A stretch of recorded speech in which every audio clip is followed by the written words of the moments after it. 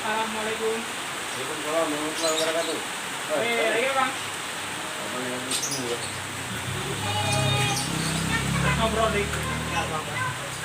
Kopi siapa bang? Ada ketahuan. Dari kawan. Nah gitu. Nanti ngobrol dikit. Dari kita bang. Tentang apa ya? Ya tentang puisi. Apa bisa bahasan kita sekarang? Bahasanya sekarang ini kan orang-orang itu kan kesulitan membaca.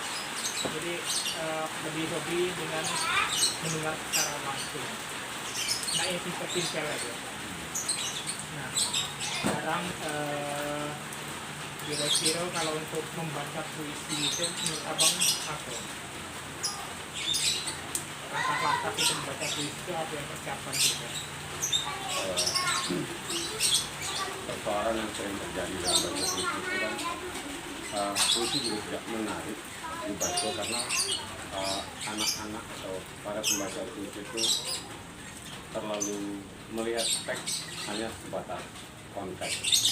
Artinya teks, maksud teks ini dan dia sampaikan begitu saja, tapi puisi atau teks puisi itu tidak sampai, harusnya tidak sampai pada si pembaca, dan si pembaca tidak bisa menyampaikan puisi itu pada audiens.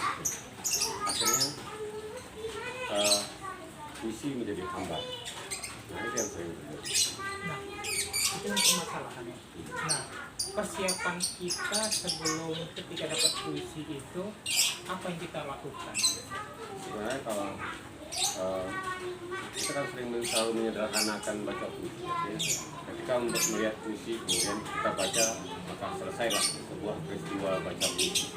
Padahal kalau untuk sampai pada efek puisi itu prosesnya panjang. Ya, proses panjang itu seorang calon pembaca puisi harus latihan olah tubuh, sama seperti latihan-latihan teater itu, olah tubuh, olah vokal, olah rasa, karena puisi juga terdiri dari struktur rasa, struktur gerak, dan struktur bunyi. Makanya perlu ada latihan-latihan olah tubuh, olah vokal, olah rasa itu.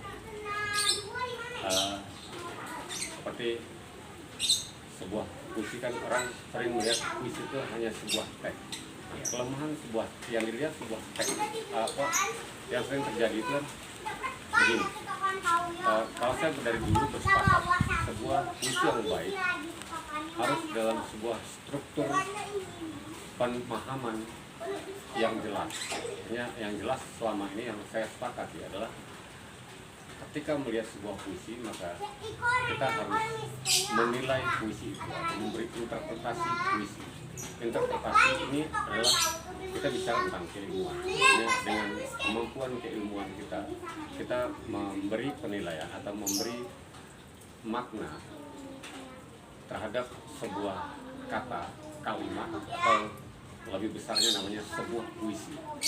Nah, barulah kemudian saya menyebutnya dia setelah diinterpretasi dia mengalir menjadi olah rasa. Makanya juga saya sebutkan tadi, sebelum membaca puisi, seorang pembaca puisi sebaiknya latihan olah rasa. Kedua, ketika puisi sudah diberikan pemahaman atau interpretasi yang baik, dirasakan dengan baik, maka dia akan menjadi kekuatan ucap atau bunyi. Nah, bunyi ini efek dari sebuah keilmuan tadi, hasil pemikiran kita tadi dan rasa tadi, lalu menjadi daya bunyi. Dan saya bilang juga tadi, seorang pembaca puisi harus melakukan latihan olah tubuh, karena efek dari bunyi yang keluar terhadap tubuh seorang pembaca akan muncul. Sangat berpengaruh dari apa yang diucapkan dengan tubuh yang gerakan kita tadi. Sangat berpengaruh karena seorang pembaca puisi tentu akan dilihat orang sebagai suatu kebutuhan manusia di atas panggung, bukan suaranya saja. apapun suaranya sudah bulat, sudah tersampaikan. Nah, membahas tentang suara bulat. Yang sering terjadi itu kan hanya orang yang membalikkan penilaian terhadap puisi. Orang membalikannya menjadi penampilan, vokal, penghayatan, interpretasi. Jadi nilai tertinggi yang dilihat adalah bagaimana puisi ini ditampilkan dalam gestur, dalam penampakan fisik pembaca menarik. Kemudian bagaimana puisi dilafalkan, diucapkan dengan vokal manusia atau si pembaca sangat jelas interpretasinya. Barulah masuk ke poin ketiga, penghayatan dan interpretasi. Nah, ini yang sering, kalau saya mengatakan ini yang merusak penilaian baca puisi, atau puisi jadi ringan, jadi tidak menarik karena orang membalikkan penilaian. Kalau kita menilainya dari yang saya sebutkan, dari interpretasi, penghayatan, vokal dan penampilan, saya sangat yakin puisi menjadi bagian penting dalam membangun hidup manusia. Dan beberapa kali saya juga pernah menyampaikan kepada beberapa kawan, kepada anak-anak yang sempat singgah dan berdiskusi dengan saya katakan puisi adalah untuk melatih manusia mempunyai, selain memiliki estetika yang baik, dia juga akan meningkatkan pada etika dan moral yang lebih baik. Ketika sampai saya malah kajian saya lebih jauh lagi, jadi buku nggak ada ya Pak. Ketika pelajaran pendidikan agama di sekolah sudah berkurang, pelajaran pendidikan moral Pancasila di sekolah sudah berkurang, tapi ketika bicara moral, bicara agama sudah berkurang, maka pembelajaran baca puisi, tapi dengan struktur yang saya sebutkan tadi, interpretasi, penghayatan, vokal dan penampilan, jangan dibalik. Dengan struktur itu, saya yakin, karena saya juga telah merasakan pada diri saya yakin orang yang menyukai puisi akan punya efek pada dirinya dan akan menjadi orang yang punya etika dan moral yang lebih baik. Maka puisi, sastra secara umum sangat baik diajarkan kepada semua kalangan. Malah anak saya ini yang baru umur 5 tahun ini sudah saya ajarkan baca puisi. Wih, mantap ini. Dan saya merasakan efek dia baca puisi itu dia punya kepekaan yang lebih. Jadi menurut ke anak Pak ya. Jadi hobi orang tua menurut ke anak, luar biasa. Jadi geografinya nanti lebih asik lagi ini. Ya, ketika kita melihat puisi itu kan apa yang kesulitan Abang dalam menilai puisi ini adalah puisi beling, puisi mantra atau puisi apa? Kesulitannya dari apa? Sebenarnya memahami puisi itu bukan sulit dan tidak sulit, tapi kebersediaan. Kalau saya menyebutnya kebersediaan, saya juga pernah menyampaikan maksudnya membaca puisi bukan selesai pada sebuah teks puisi yang Anda lihat pada saat itu, tapi membaca puisi Anda harus mengumpulkan beberapa banyak buku, beberapa banyak referensi tentang yang berkaitan dengan satu puisi ini. Contoh misalnya kita akan membaca sebuah puisi Taufik Ismail. Kadang-kadang kita kan terlalu menggampang, wah puisi Taufik Ismail ini gini selesai. Tapi kita tidak bersedia mengkaji lebih jauh siapa Taufik Ismail ini, tentang biografinya, kapan puisi ini dibuat, kenapa puisinya nuansanya seperti ini, ada apa dengan tahun pembuatan puisi ini. Nah, kalau kita kaji detail, maka puisi itu akan sampai dengan benar kepada audiens. Cuman itu tadi, karena kita menggampang-gampangkan, artinya hanya sebuah puisi, hanya satu lembar tulisan, apalah susahnya. Ada sebuah kertas.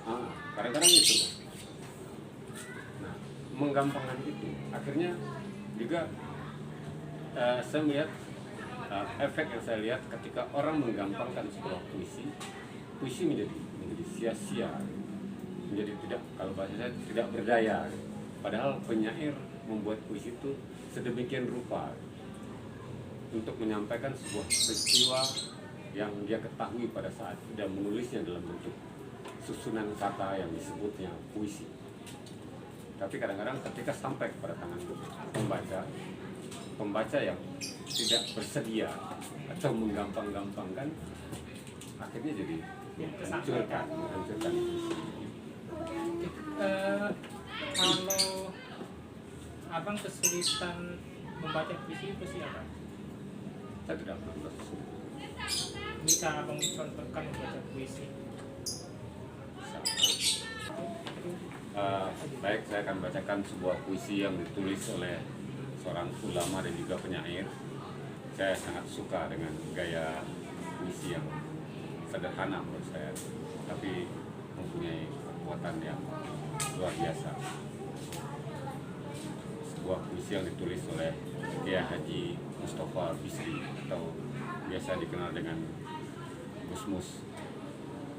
Judul puisinya Aku Masih Sangat Hafal Nyanyian Itu.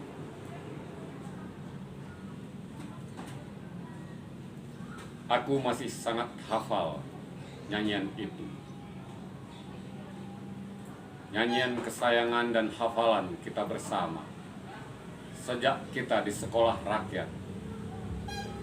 Kita berebut lebih dulu menyanyikan ketika anak-anak disuruh menyanyikan di depan kelas satu persatu.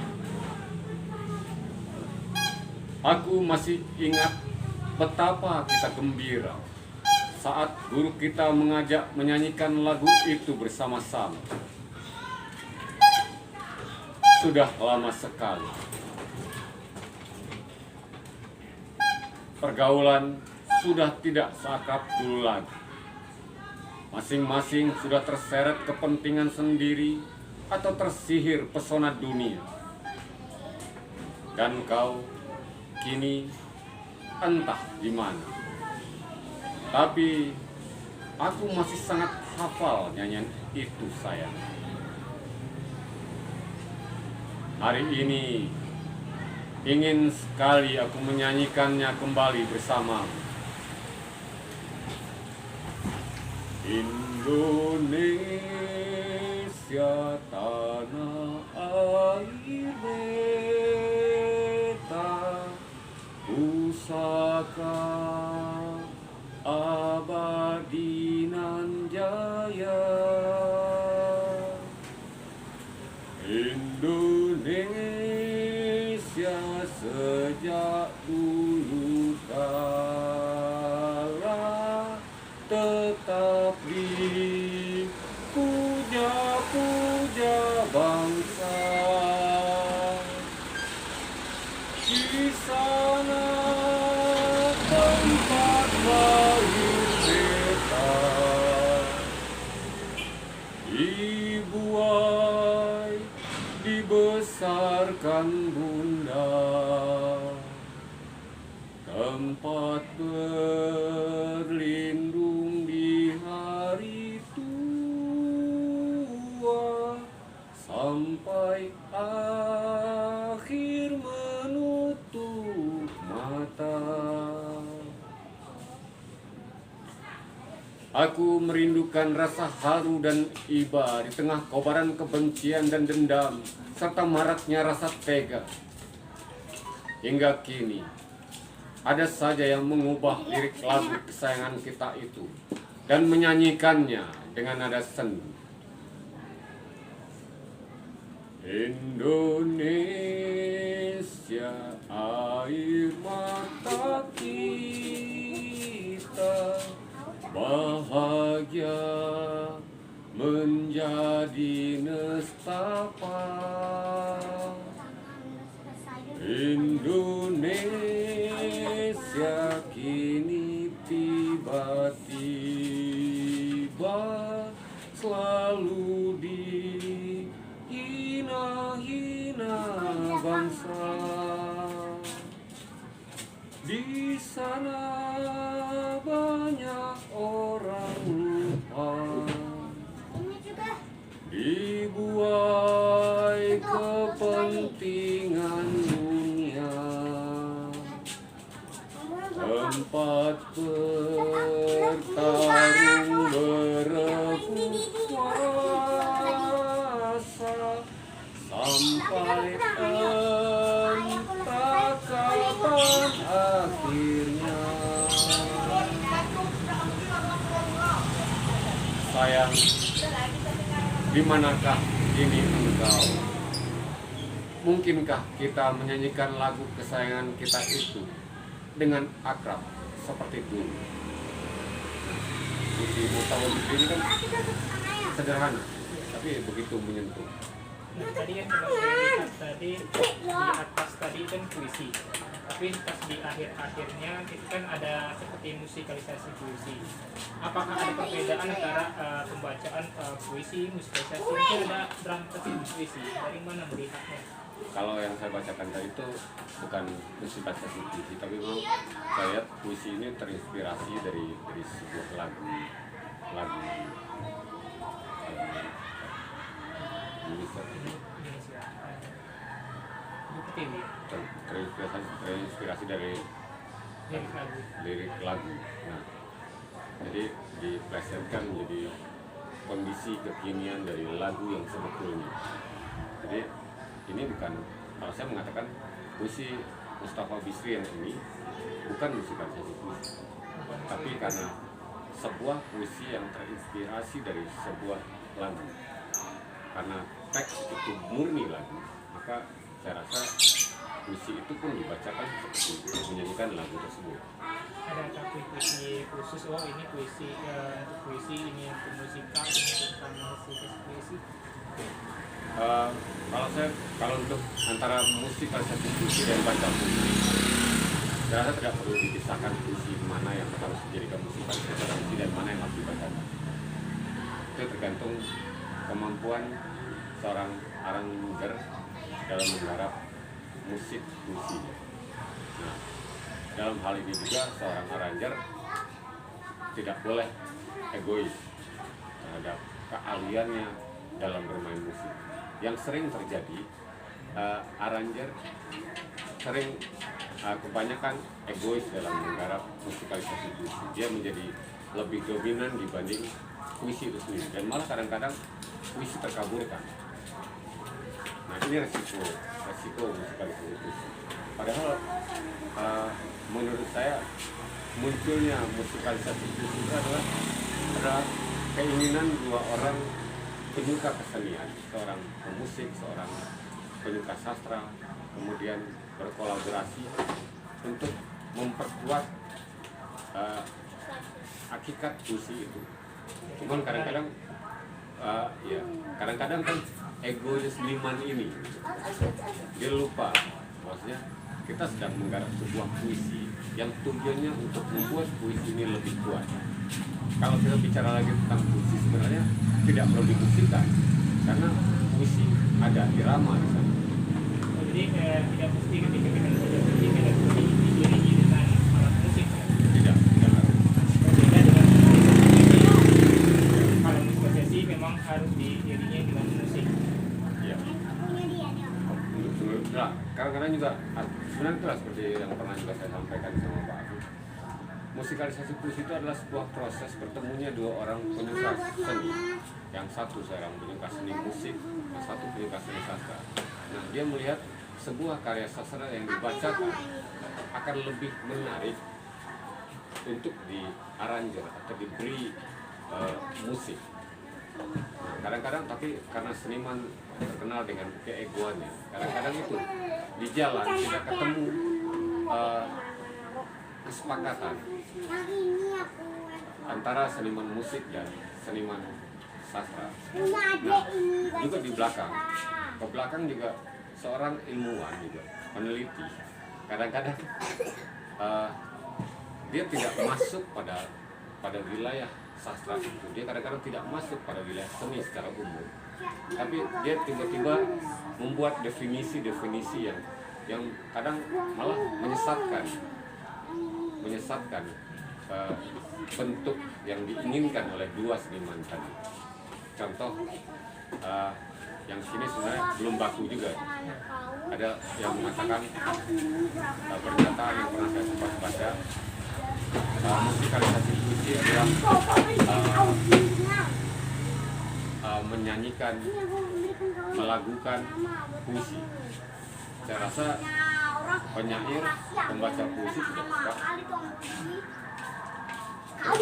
Ada lagi pernyataan, puisi hanya boleh dibacakan judulnya saja, yang lain harus dinyanyikan. Ada lagi pernyataan, bahwasanya sebuah musikalisasi puisi tidak boleh ada referen, karena kalau ada referen itu berarti mengulangi puisi, menunggal puisi. Padahal proses musikalisasi, kenapa munculnya musikalisasi puisi itu adalah pertemuan dua orang penyuka seni, yang satu orang musik, satu orang sastra, dan melihat bagaimana sebuah puisi ini bisa ditampilkan lebih menarik, sehingga bisa lebih tersampaikan. Oke.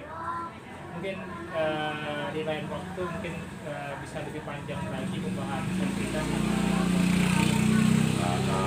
ngaji juga. Oke, terima kasih Bang Edi. Lain waktu bisa berbincang lagi, Bang. Oke, siap. Oke, terima kasih Bang ya.